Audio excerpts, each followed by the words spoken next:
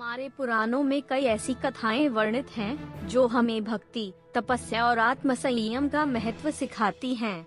ऐसी ही एक कथा है ऋषि विश्वामित्र और अप्सरा की। ऋषि विश्वामित्र घोर तपस्या में लीन थे। उनकी साधना इतनी प्रबल थी कि देवताओं के लोक तक डगमगाने लगे।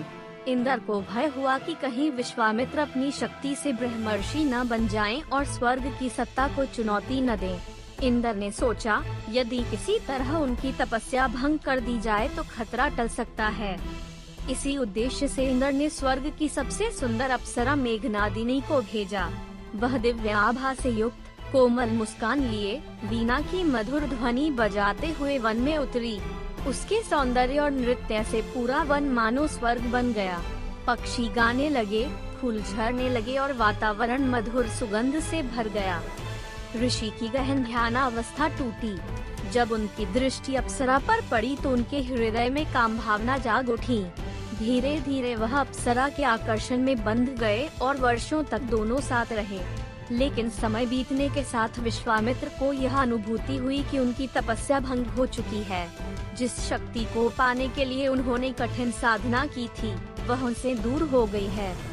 क्रोध और पीड़ा से भरकर विश्वामित्र ने अप्सरा को शाप दिया, हे अप्सरा, तुमने मेरी साधना को भंग किया है।